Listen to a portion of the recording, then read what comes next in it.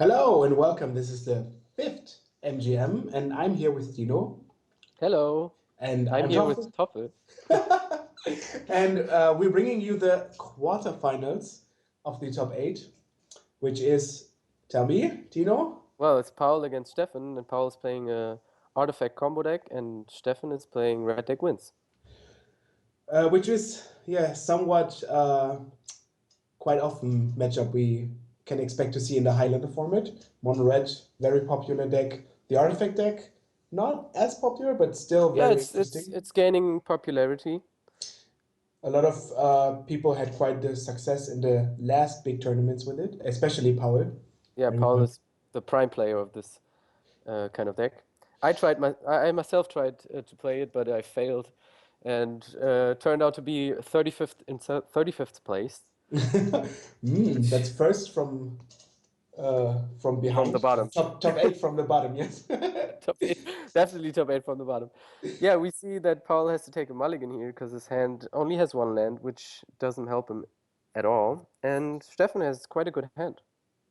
Yeah, we see a lot of damage, a lot of damage, almost the full 20, which is especially what you want since you have to be fast. So you have a one drop, you have a good two drop, you have a smash to smithereens, which is super good to slow it down a bit because Yeah. the artifact deck has some very intense combos.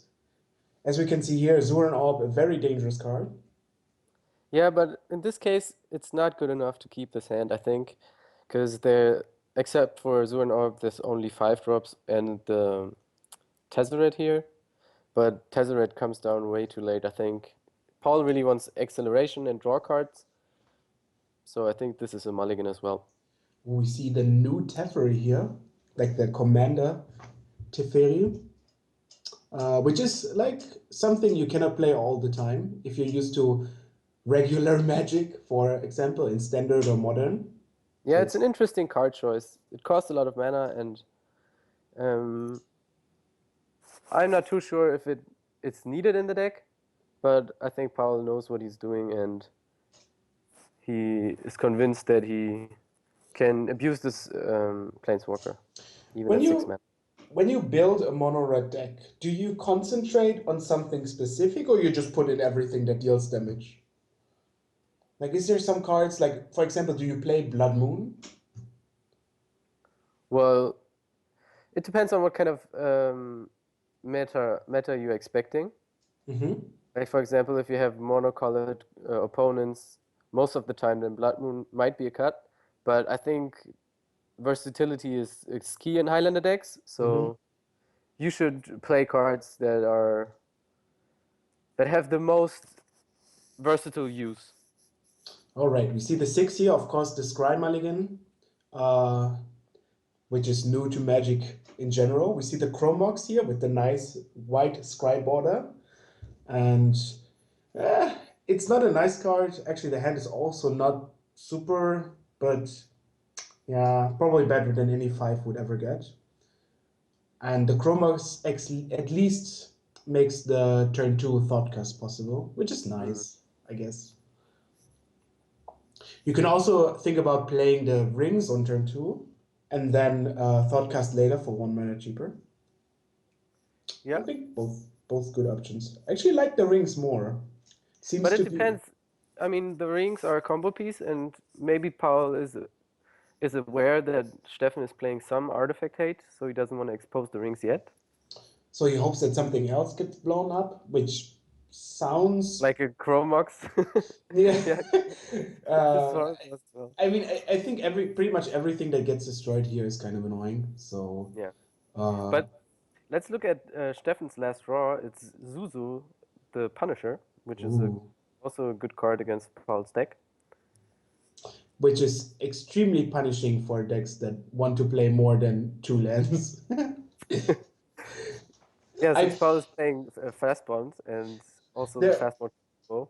there's some, like, I think the mono red for me basically divides into like two different cards. There are the cards that are a little annoying, like the burn spells and the creatures, and there's stuff like this is really annoying, like the Ankh of Mishras, the Punisher, the stuff, the Price of Progress, like stuff that just kills you on its own.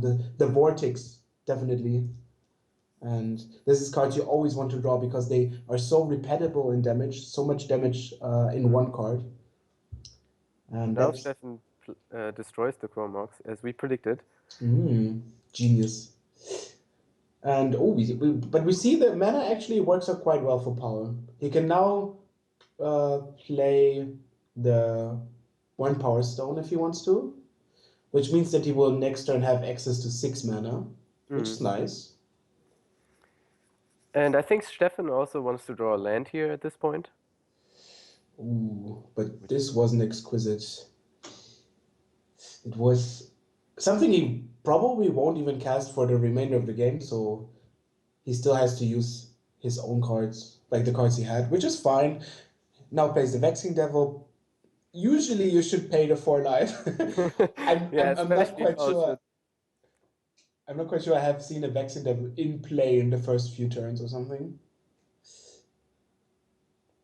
It's an interesting card. It's like almost always 4 damage, but the option makes it just a little bit weaker because you can like leave it there for removal. Actually, very cool stuff.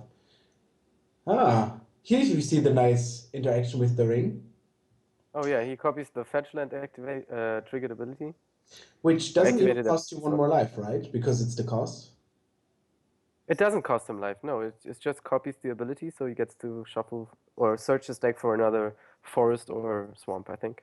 Which is usually not the main usage of the rings, but I mean, you take it, it's a free land.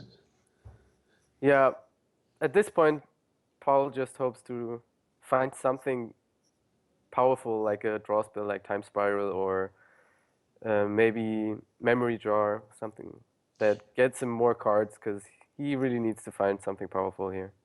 The artifact deck is a combo deck, right? It's not really a big good stuff deck.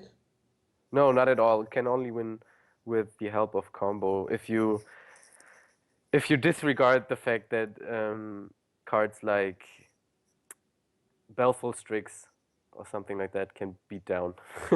So it's basically like X with people with no X, right? Yeah, you can say that. I mean, I'm not really an expert. Expert. Expert. Yes. um,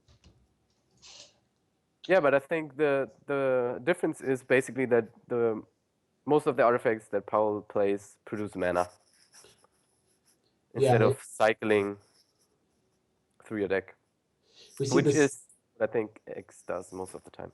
We see the Staff of Domination, basically like a coffee machine for everything, which kills handily if you have infinite mana, which happens quite often, but also can draw your card, taps a creature, gain a life.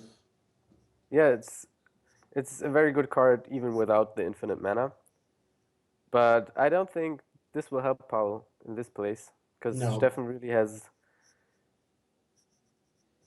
just too much burn. We just see too much now, burn and yeah, damage. he goes to 6, he tries to go to 7, but then he goes to 4, and well, what's the best card to have at 4 life? Boom. It's always Probably. annoying. Like when you know your opponent's tapped out and he's like, I'm at 4 life against the burn decks, like please don't have it, and they always have Yeah. it. All right, let's go to game 2.